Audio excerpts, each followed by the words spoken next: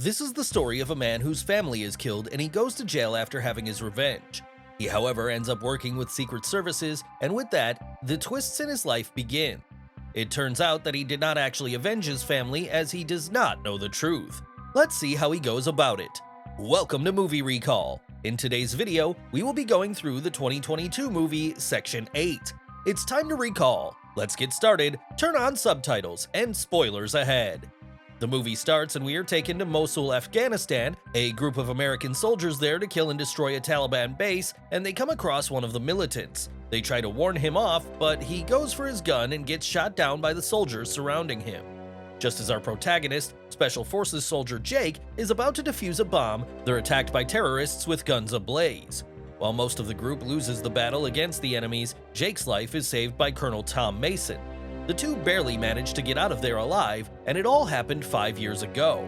We are now taken to the present day.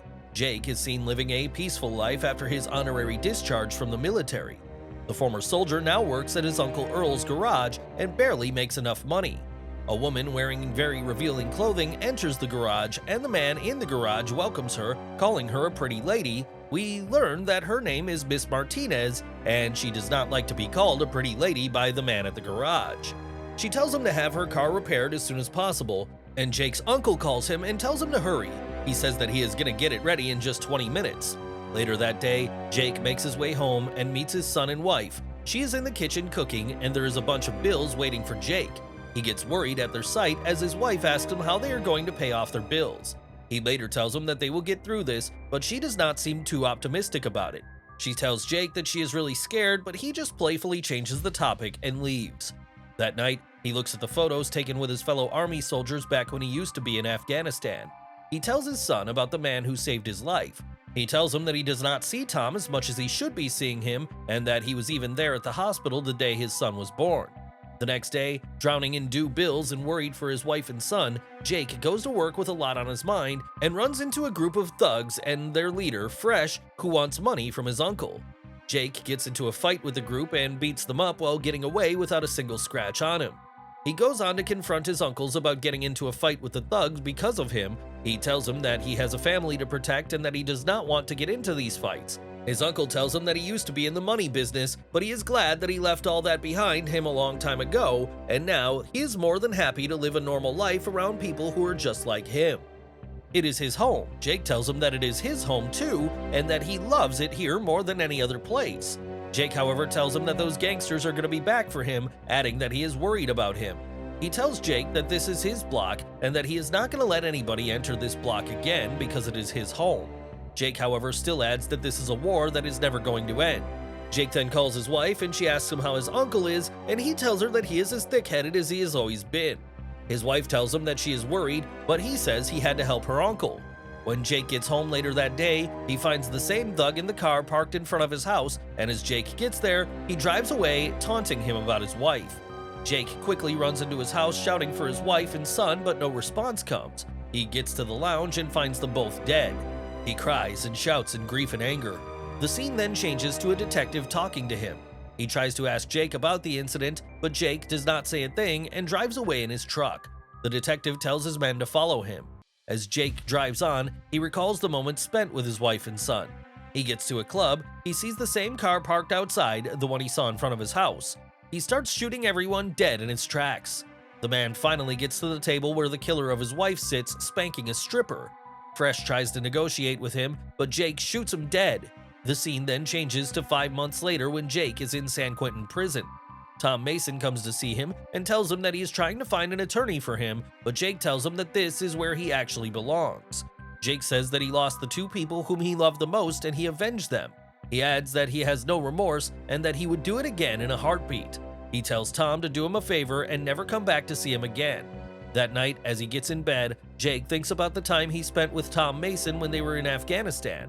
Jake receives another visitor, a stranger named Ramsey, who offers him freedom in exchange for his service as a soldier in his covert special group.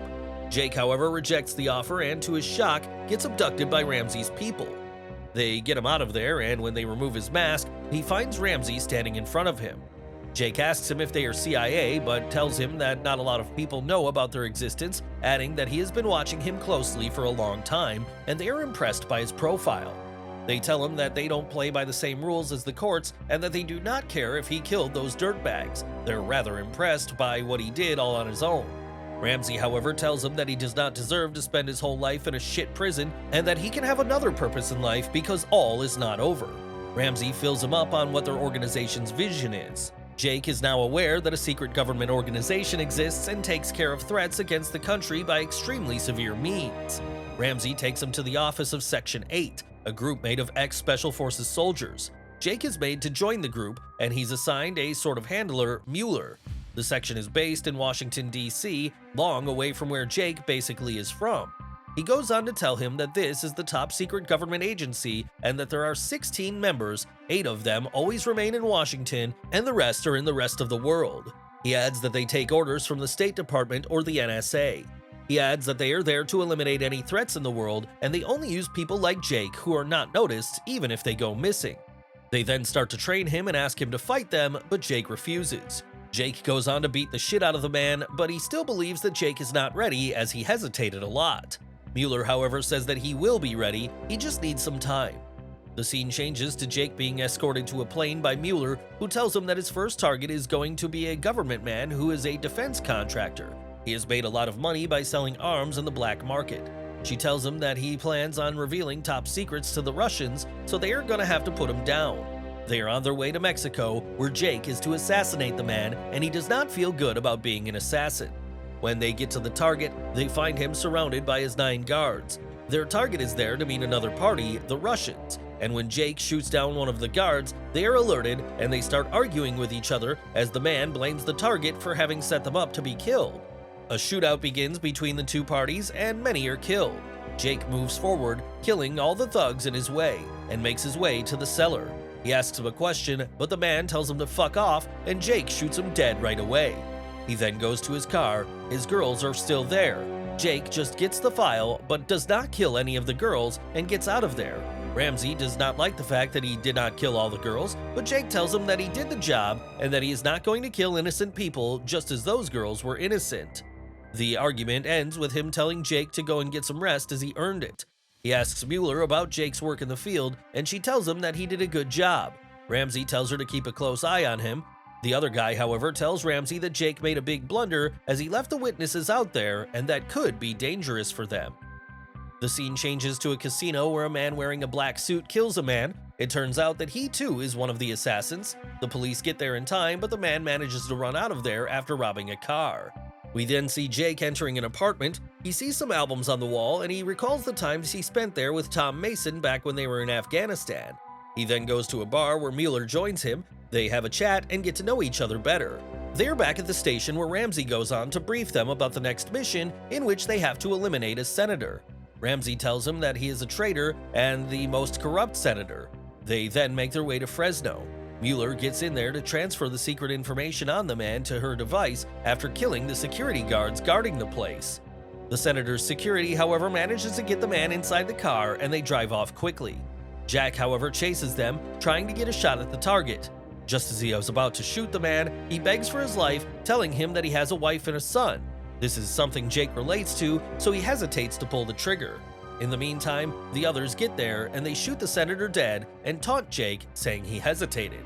Jake, who is already suspicious of Ramsey and the entire Section 8, faces an extreme moral dilemma when he's asked to kill without giving it a second thought. That night, he sits having a picture of his son in his hand. He reminisces about the time spent with his beloved wife and son as he drinks. This is when he feels something is wrong and that he is not alone. Armed men break into his house, but he manages to get out of there alive. It turns out that he is being hunted by the group. The next morning, he goes to see the man, Tom Mason. He goes on to tell him that he has been working with Section 8 and asks if he knows anything about the organization. The man tells Jake that he knows that the real section was actually dismantled back in the 90s. He tells him that Section 8 is after him. Jack asks him if he knows about a man named Ramsey, to which Tom Mason says no, but he does tell him that he is going to make some calls. He tells Jake that he is now in trouble as Section 8 is after him. Ramsey sets off his ruthless insurance killer Locke on Jake's trail. Ramsey tells Mueller to locate him, but she does not seem too enthusiastic about it. Ramsey feels like she could be on Jake's side, or at least thinks that the man was right. During his hideout, Jake discovers information about his family's death. as he is now aware of Section 8's possible involvement in the brutal killings of his wife and son. Jake's vengeance is once again riled up, and he is now on a mission to take down Ramsey. The absolute roller coaster of twists begins when Ramsey's people find Jake. To his surprise, Mueller betrays Ramsey and saves Jake's life. However, nothing is as it seems in Jake's wild ride of revenge. Just as he starts to trust Mueller, she gives him up to Ramsey. Locked up and guarded at Ramsey's place, Jake now wishes for his life to end. He, however, has a lot more left to take in, as the next scene reveals that Colonel Mason has been working with Ramsey to cause Jake's life to go upside down. Learning that the person he trusted and respected the most is a part of his family's murder hits Jake like a train. The twists aren't even close to being over, as Mason turns out to be playing his own game, trying to take Ramsey down. In a fiery fight with Ramsey, Mason ends up losing his life. Jake is now confident that Ramsey has played him like a fiddle for a long time. He was the one who paid Fresh to murder his family. He destroyed Jake's life to manipulate him into joining Section 8 and to being his pawn. Upon killing Ramsey and taking his ultimate revenge, all Jake is left with now is his own life, which is again threatened when Locke catches up to him. Jake eliminates the threat, and just as he's about to move on with his life, he meets the United States Attorney General, who discloses the reality of Section 8 to him. It is revealed that saving the country is just a front they used to lure Jake in when they sold classified information to the country's enemies. Jake is once again asked to join their operation, but he has nothing motivating him to fight anymore. However, he changes his mind once he sees a mother with her young baby on the bus. He is likely reminded of his family, and he finds his drive. As the last scene rolls, we hear a conversation between the Attorney General and Jake, hinting at the possibility of a sequel, with Jake being welcomed into Section 9. Thanks for watching. Please like, subscribe, and click the bell icon to get new movie recaps.